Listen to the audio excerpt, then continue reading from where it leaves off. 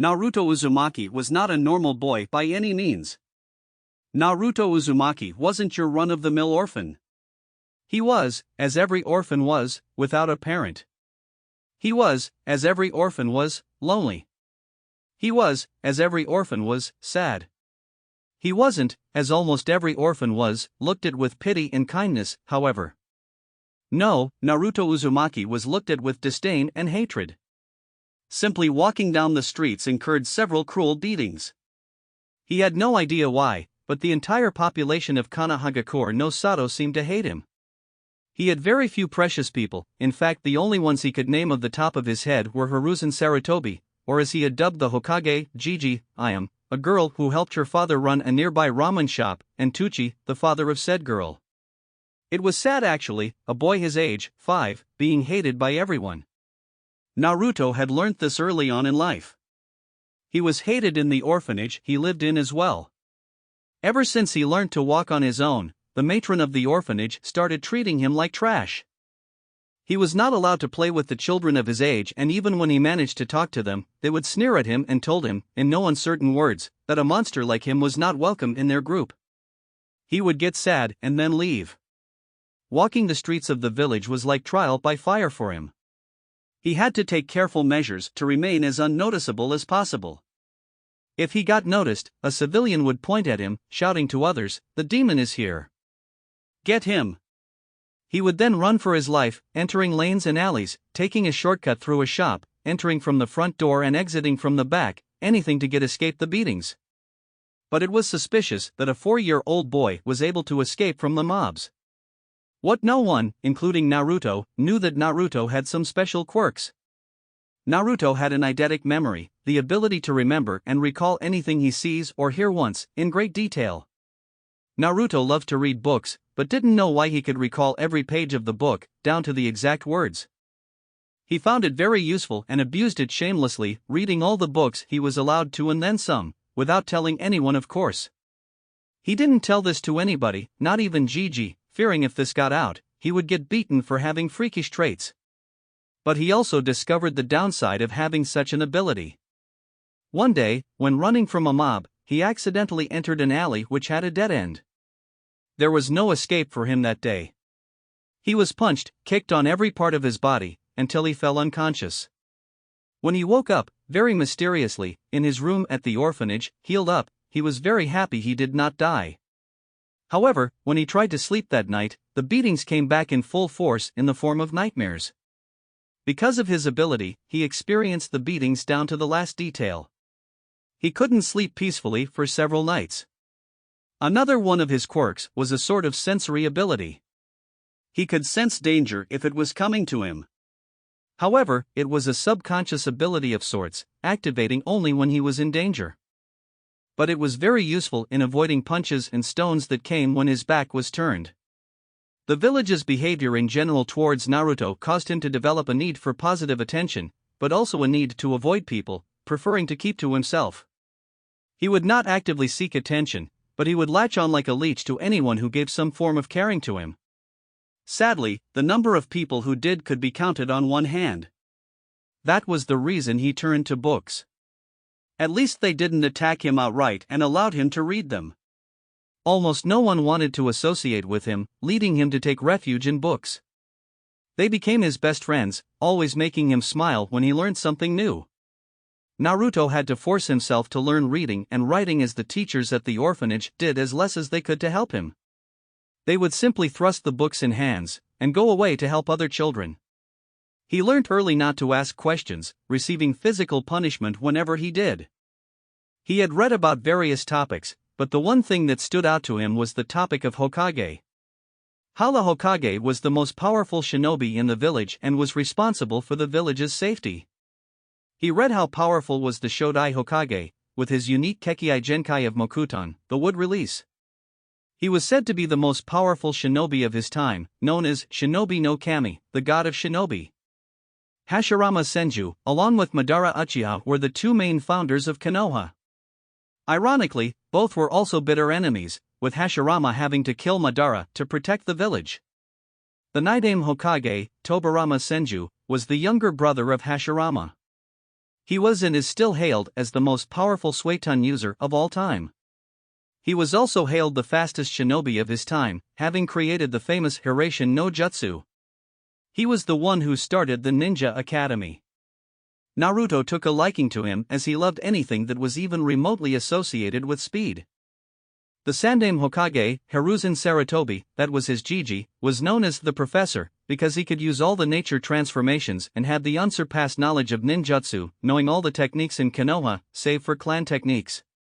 He also shared the title of a shinobi no kami with Hashirama, because in his prime he was the strongest of all Kages. Naruto was astounded how powerful was the man he called his Jiji. Sarutobi was also the sensei of the Densetsu no Sannin, the 3 legendary ninjas, who were among the most powerful shinobi in the world. The Yondaime Hokage was the one who became his favorite to the point that Naruto considered him as his idol, aspiring to be like him. Minato Namikaze, when he was alive, was considered the strongest of the Hokages and arguably the most dangerous man to have graced the world of shinobi. Known as Konoha no Kuroisenko, he was also considered the fastest shinobi to have ever lived. He was famous because he took the Hirashin no Jutsu, the jutsu used by the Nidaime, to levels unheard of. He was the one who single-handedly ended the Third Great Shinobi War, finishing of 1,000 IWA shinobi by himself in the Battle of Kanobi Bridge. Naruto also took note that the Yondaime suspiciously looked very much like him if he grew up. Naruto compared their physical traits, more specifically those that stood out the most. They were both blonde, the hair color being near identical, with Naruto's a shade brighter. But the eyes were what took him by surprise. Those azure blue shades were what he had as well, looking back at him in the mirror every day. He became even more suspicious. During one of his outings, when his Jiji came to take him to the Ichiraku ramen that he loved so much, he asked him what it meant to be Hokage. Flashback: the old man stopped eating and looked at him, his eyes piercing him as if searching for something. He then smiled and said, "Perhaps you should ask me first, Naruto-kun, that what does it mean to be a shinobi?" Naruto looked surprised for a moment but recovered and asked, "What does it mean to be a shinobi?" This time Jiji answered, "To be a shinobi means to endure. A shinobi is one who can follow or lead others into any darkness and work together to overcome that darkness and make it out the other side. A shinobi walks towards danger when everyone else is running away, that is because it is the duty of a shinobi to look at any foe and simply say, 'Bring it.' That is because shinobi exist to protect those who can't protect themselves." Naruto had a look of wonder on his face. He had no idea Jiji was that wise. An answer like that changed Naruto's entire view of shinobi. At first he thought that being a shinobi only meant performing cool jutsus and fighting in the name of your village. He had no idea the answer would be this deep in meaning. Sarutobi looked at Naruto and mentally smiled. He knew about Naruto's treatment by the villagers and his drive to be Hokage. He mused, "Perhaps I can give him a little insight on what being a Hokage means." Naruto recovered from his wonder and stared at his empty bowl, deep in thought. If this is what being a shinobi meant, then he had a pretty good idea on what being a Hokage meant. He was snapped out of his thoughts when Jiji said, "Now that that answer is out of the way, I can tell you what being a Hokage I know Jiji." Those words stopped Hiruzen in his tracks, his head tilting in curiosity. "You know what, Naruto-kun?" Naruto looked up, understanding and respect in his eyes. Hiruzen was touched at the respect he was receiving from Naruto, but his curiosity was increasing. "What being a Hokage means?" Hiruzen stared at him, silently asking him to continue. Naruto spoke up, "The Hokage is responsible for everything in this village. It's his responsibility to protect everyone here, and to make sure they are safe and happy with their village. He tends to the finances of this village, the rules, the daily events, everything. He controls every single ninja who bears a leaf headband, and basically directs when they live and die. This job is not for the faint of heart, and only for someone who loves this village deeply." At the end of his answer, he was staring back at his bowl. Hiruzen was shocked at the understanding Naruto showed of the position of Hokage. He had no idea that Naruto was this perceptive and knowledgeable. Tucci and Iam had stopped working as well, staring at the blonde with wide eyes along with the Hokage. It was simply unheard of, a 5-year-old showing such a deep understanding of something most people don't understand until much later in life. Hiruzen was shocked so much that he didn't notice his jaw was hanging a bit. Such a deep perception and insight at such a young age, he thought with wonder. Only one person had showed such understanding like this, and he too was 3 years older. Itachi Uchiha was a prodigy among the likes of Kakashi Hatake and Minato Namikaze. Such a shame he was now a missing nin. Naruto looked up when he felt a hand on his shoulder. Gigi was looking at him with a strange expression. That is exactly what being Hokage means, Naruto-kun. A challenging smile broke out on Naruto's face and he declared, "Then I will become Hokage someday, Gigi. And not just any Hokage. I will be the strongest there will be." Hiruzen chuckled, which soon turned to laughter. The father and daughter on the other side of the counter were also smiling fondly. Naruto frowned. "What? I am serious." He was a little hurt that Gigi saw his declaration as a joke. Hiruzen soon calmed down, smiling fondly at the boy. He remembered another Uzumaki who used to say the same thing. But he had a strong feeling that Naruto would be right. He ruffled Naruto's head. "I know, Naruto-kun, I have no doubt you will." Flashback. And ever since that day, Naruto studied even more rigorously and beginning physical training as well. Granted, a 4-year-old such as him could not do much, but he did his best. He ran 4 rounds around the village, did every exercise he could think of and practiced his kunai and shuriken jutsu. He took those weapons by sneaking into the practice grounds and collecting them. To his surprise, the art of throwing shuriken and kunai came very naturally to him. He started throwing after taking a book about weapons left behind on a training ground. He had shaken his head at the disrespect shown to the book, but took it with him anyway. Just 2 weeks of practice and he was throwing all bullseyes. That was not the only surprising thing. He had found that he could recover very quickly from physical exhaustion and wear and tear on his muscles. He recalled that he recovered surprisingly quickly after the beating from the villagers. A bloodline, perhaps? He didn't dwell on it further, but filed it away for later. But today was special. So special that he would have to take extra measures in staying safe. Because today was his birthday, and he was just kicked out of the orphanage. Roaming in the streets, he suspected what would happen in the evening. Today was the day the villagers celebrated as the Kyubi festival, the day the Yondaime defeated the Kyubi and the day he would be beaten within an inch of his life or hunted and possibly killed. An epiphany struck him like lightning, causing him to suddenly stop in middle of the street. Yondaime. Kyubi's defeat, treatment of the boy, Gigi's avoidance of the topic. No, he wouldn't. Naruto ran from the street, meandering between people with the grace of a seasoned dancer or flowing water.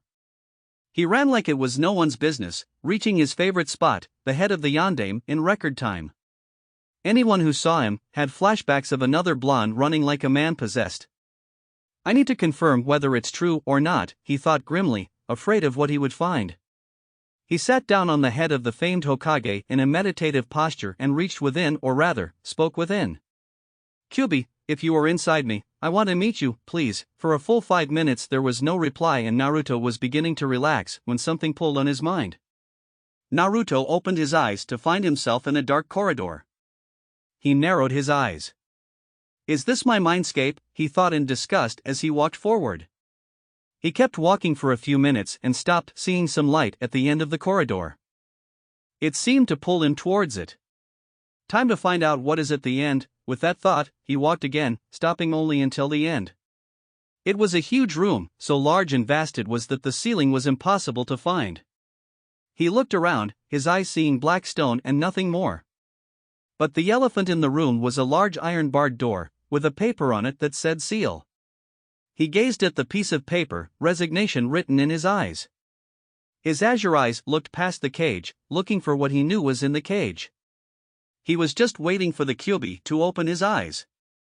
Based on what he had read, Kyubi was a being of pure hatred and evil. A mindless beast capable of destruction on a scale hitherto undreamed of. But Naruto was skeptical when he read that.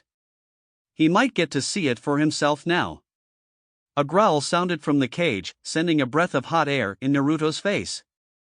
Naruto steeled himself, in spite of the cage separating him from the beast within. An enormous red eye opened, causing Naruto to tense up. The eye looked at him, as if evaluating him. The eye then started to rise, causing Naruto to look up at the massive form. The Kyubi had orange, silky-looking fur, with black markings around his eyes connected to his, funnily enough, rabbit-like ears. The upper body was humanoid, including the hands. The lower body was just like a fox, barring the 9 long swaying tails in the back. Fire was the closest thing they looked like. The red, slitted eyes looked him closely with a hint of malice. Naruto spoke first. "Thank you for answering my call, Kyubi," he said with a nod. If Kyubi was surprised, he didn't show it. Inside, however, he was mighty shocked. This was not the first thing he expected his jailer to say. He expected him to look at him with fear, asking whether he really was the Kyubi, following with the denial of the possibility. He did expect him to thank him at all. He replied, "Think nothing of it. I'm surprised though, that you were able to figure it out so quickly." "Why aren't you surprised?" he asked with curiosity. Naruto sat down in front of the cage, which surprised the great Bijou further. Naruto was showing that he was willing to relax in front of him. "Well, I was, for a few moments at least. But it wasn't that difficult to figure out. It is easy to create a plausible theory once you have all the relevant facts," he said, never breaking eye contact with the Kyubi. Kyubi raised a massive eyebrow, silently impressed with his host. His thought processes were very intelligent for someone who was only 5 years old. He was bold as well, bold enough to maintain eye contact with him. He also could not sense any fear from the boy. "Why aren't you afraid of me?" he asked him. Without a moment of hesitance, Naruto answered, "Because you are misunderstood." This time surprise was visible on Kyubi's face, which was quickly followed by anger. "What did you just say?" "Choose your next words very carefully," he growled out. Naruto wasted no time in answering. "In all the books I have read, they described you as a being of pure hatred." "But that is only a one-sided understanding, isn't it?" he asked with a sad smile. Before Kyubi could answer, Naruto continued, "Humans fear what they can't understand. The foremost aspect of your personality that they have seen is hatred, which, while a big part of you, conceals the being underneath that can feel emotions just like us. Isn't that right, Kyubi?" Kyubi was astounded at the amount of understanding his host showed towards him. Perhaps he could. "What do you want?" Naruto looked at him with his azure blues, reminding Kyubi of another set of blues that looked at him fearlessly before sealing him. "If you wouldn't mind," a hesitant smile appeared on Naruto's face, "would you be my friend?" Kyubi was truly stupefied at the request. For the first time, in centuries of his existence, someone had asked if they could be his friend. Naruto saw that the Kyubi was surprised, and for the Kyubi, if Naruto's request was not surprising enough, he was totally blown away by what Naruto did next. Naruto got up from his spot and walked into the cage. He walked up close and offered a hand for him to take. "My name is Naruto Uzumaki, and it is nice to meet you." Kyubi had abandoned all signs of remaining composed and was openly gaping at Naruto. But he composed himself quickly and gave a sincere smile to Naruto. Seeing Naruto was too small to even shake his finger, he extended his index nail to him. "My name is Kurama." "Nice to meet you too, Naruto." Naruto smiled, "You have a very nice name, Kurama." The newly dubbed Kurama smiled, "Thank you. It means a lot coming from someone whose name means fish cake." Kurama smirked at the end, intentionally making the jab at Naruto's name to see if he could rile the boy up. His success was only minuscule though. Naruto only had a tiny frown on his face, instead of the full-blown childish rage Kurama was expecting. "Actually, I prefer the other meaning of my name. Maelstrom is much better than being compared to a fish cake, Kurama." Kurama chuckled, a smooth, deep baritone that lit up a warm feeling inside Naruto. Naruto decided he liked Kurama's voice. "No one would think of a maelstrom when they look at you, Naruto. Perhaps when you are older, but certainly not now," Kurama teased him. Naruto shrugged, and then his eyes turned serious, making Kurama do the same. Naruto asked the Bijou, "Kurama, you know I have questions, right?" Kurama nodded. I assumed as such. However, I had expected us to meet when you were significantly older. I have to say, I was not expecting your call to me. Naruto shook his head. Well, if it makes you feel better, I was not expecting you to pull me inside my mind, he said, absently noting that he was not wet at all, in spite of standing and sitting in the water. Kurama returned to his earlier position, lying down, face on his paws hands. I will do my best to answer whatever question you have, Naruto, he assured him. Naruto gave him a nod of gratitude and sat down as well. Okay, first question. Why does my mindscape represent a gutter or a sewer, whatever you want to call it? Kurama looked silent for a moment, after which a mischievous grin broke out on his face, exposing his sharp canines. You know what they say about people whose minds are in the gutter, right? Naruto gave him a blank look, reminding Kurama that Naruto, however intelligent for his age, was still only 5 years old.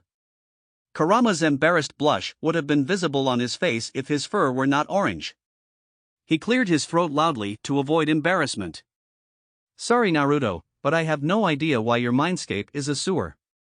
There is a theory that says that your mindscape is a reflection of your mental state. It could have been the psychological trauma that was given to you by the villagers, but why it is particularly a sewer, I don't know, he replied. Naruto absorbed the information like a sponge and after a few seconds, he asked Kurama, so, I have psychological trauma. I knew about that. Which means that even if I change the appearance of my mindscape to something else, there will always be something that represents the trauma, right? Kurama inclined his head in agreement, smiling a little. That's right. I have to say though, it's nice to talk to someone who is intelligent. Naruto's eyes visibly brightened up at the praise, giving a full-blown smile to his newest friend. Kurama noted with some amusement the grin looked very similar to his own and a redhead. Naruto jumped to his feet. Your answer just confirmed something for me, Kurama. His eyes had a mix of excitement and determination to them, as if he was about to do something new. Naruto closed his eyes and clapped his hands together, face scrunched up in concentration. Kurama observed him quietly, wondering what his host was about to do. Naruto snapped his eyes open after a few minutes, having envisioned what he was about to do. With a cry of "Ha!" he slammed his right hand on the ground. What happened next completely blew away his mind. A wave of energy exploded from Naruto in all the directions, completely lighting up the mindscape and almost blinding Kurama. Was it chakra that exploded from him? How is that even possible when he hasn't even unlocked it yet? That pulse of chakra completely shredded everything it came in contact with. Naruto may have possibly destroyed his own mind, were the thought running through Kurama's head. When he opened his eyes, however, he was stupefied to a degree he didn't think was possible. His eyes were wide, his jaw was hanging, making him look quite comical. A beautiful valley greeted his eyes. Grounds that were lush and a shade of green that looked heavenly, streams with water clearer than he had ever seen. The grass felt soft under his limbs and there was a massive oak tree with a shade that made it great for naps. The cage around him had disappeared, instead replaced with a collar which had the same piece of paper from before with the kanji for seal written on it. He looked at Naruto in wonder. This kid was a package of one surprise after another. Naruto got up from his position, looking no worse for wear. He smiled satisfactorily. This is so much better than before. Wouldn't you agree, Kurama? He asked, turning to him. Kurama was smiling like he was the happiest being on earth. No one had ever done anything for him, and Naruto, who had just met him, had already done so much for him. Kurama looked at Naruto with gratitude in his eyes. Thank you, Naruto. You have no idea how much this means to me. Naruto just shook his head at him. Don't worry about it. We are friends, right? Kurama nodded, feeling excitement in a long time, wanting to explore what Naruto had created for him. He was about to leave when Naruto's voice stopped him mid-step. However, it seems strange that there is no presence of a celestial body in the sky. I had envisioned it just like outside, he mused, a frown on his 5-year-old face that would have earned him so many squeals of kawaii from girls. Kurama too wondered what the reason could be, and quickly figured it out. He looked up and thought, perhaps it is because of the seal, he muttered. Naruto looked up at him, confusion written clear on his face. What do you mean? Kurama looked down at Naruto, the seal that keeps me inside you, Naruto. If it was only you, you would have had absolute control over your mindscape. But since I am here as well, the control gets divided equally. However, control on my side is restricted because of this seal. The absence of the sun or the moon that you envisioned could signify that this place is cut off from my senses. In easier terms, the outside world, he explained. Naruto processed Kurama's answer. If the seal was restricting Kurama's activity, what do you propose I should do, Kurama? Kurama put his hand under his chin. He could see only one way around this, and if Naruto messed up, it could spell trouble for both of them. But he would try his best to not let that happen. You would have to tear off a very small piece of paper on my collar. Leave the rest to me, Kurama assured him. When Naruto looked a bit hesitant, Kurama told him, "Don't worry, Naruto. You can do it. If something goes wrong, I will take care of it." The reassurance erased any doubt from Naruto's face, and he promptly marched up to Kurama's collar, making sure to tear only the smallest piece of paper. Kurama nodded in satisfaction and approval. He could feel a tiny bit of control get back to him. Just a snap of his fingers and a sun appeared in the sky, lighting up the valley, making it even more beautiful. Naruto smiled at the sight, but it faded at the sight of a cave that he instinctively knew not to go near. He turned back to Kurama, who had an expression of curiosity on his face. "Naruto, what was that wave of energy that exploded from you earlier? And how did you know how to change your mindscape?" Naruto gave him an innocent look. "It is my mind, Kurama.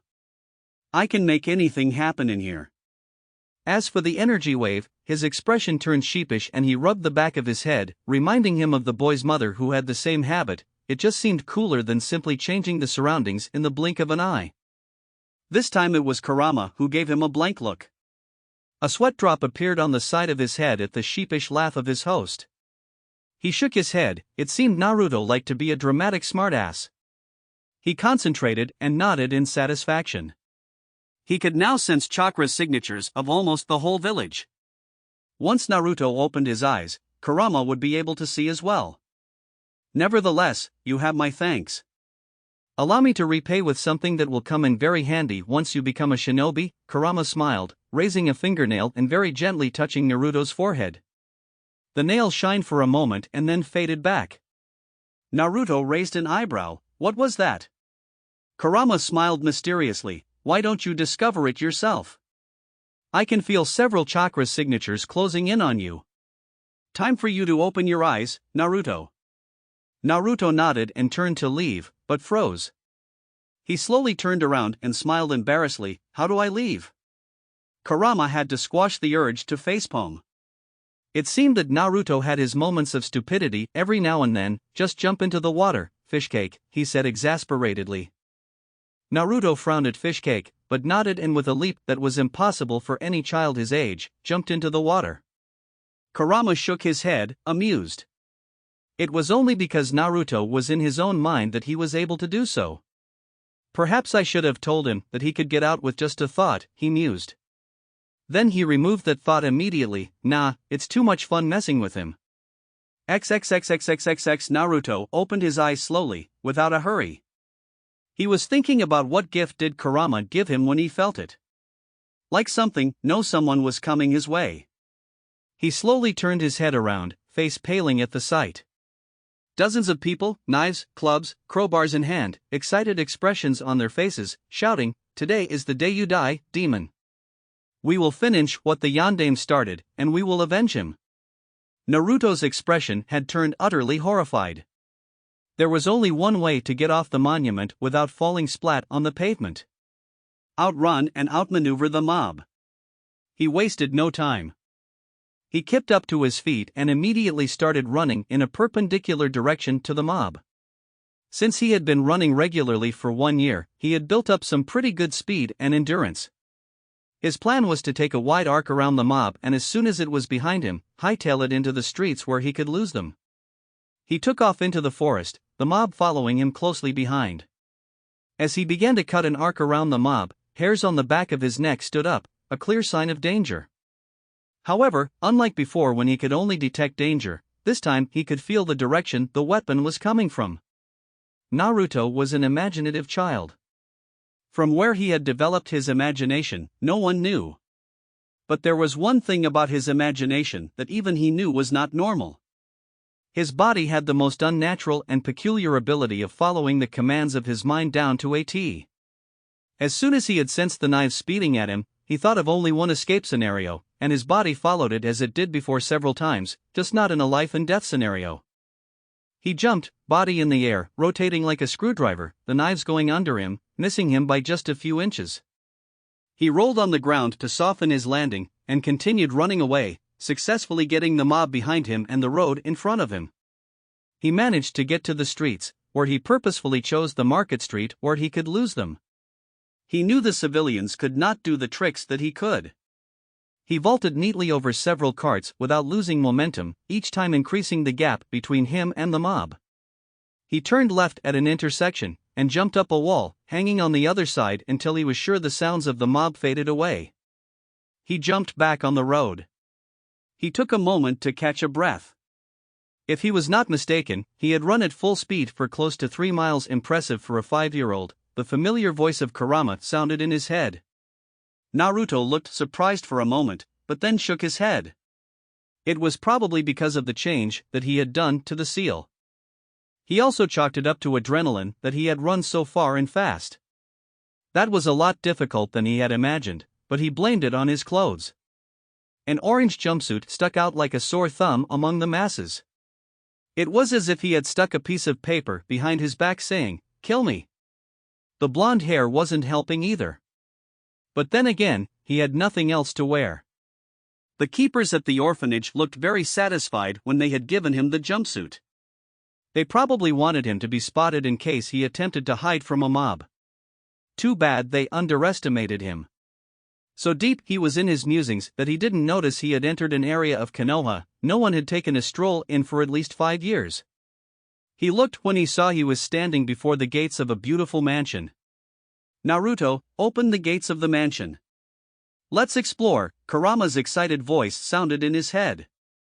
Naruto shook his head. "I would be an idiot to even touch the gate. Can't you see all the seals engraved on it?" Kurama insisted, "Do it. Who knows, you might get a surprise." Naruto frowned at the behavior of the fox, but followed his advice anyway. He placed his hand on the seal of the gate and closed his eyes, as if waiting to be blown up. He didn't notice the seals glow slightly. He opened his eyes when nothing happened.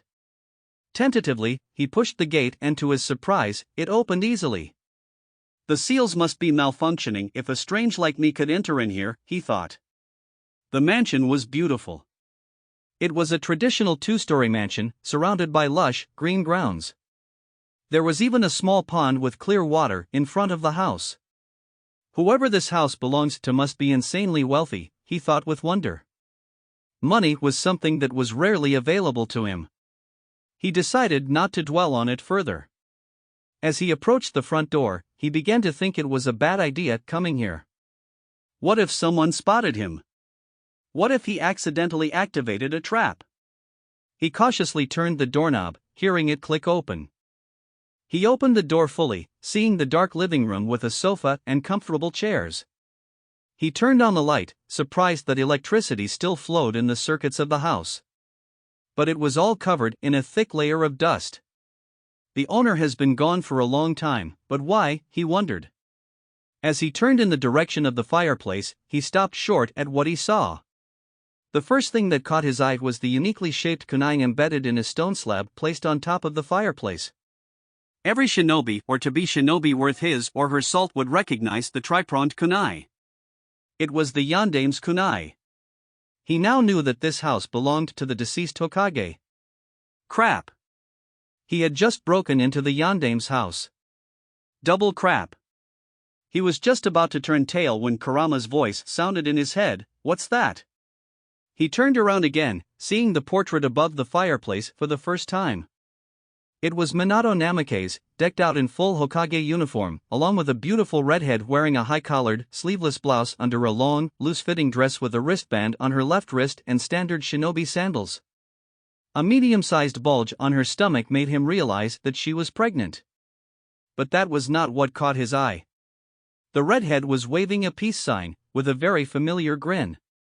The same one he wore whenever his mischievous tendencies surfaced or when he was really happy. Her face was also very similar looking to his own. Her exquisite violet eyes were shaped just like his eyes. With a jolt, the pieces of a puzzle that he could never solve arranged themselves, forming a long sought-after answer. Blonde hair, azure blue eyes. The familiar grin. Same shape-faced, identically shaped eyes. He had just found out the identities of his parents. Congratulations, kid. You finally found them. Kurama's smooth voice was softer this time.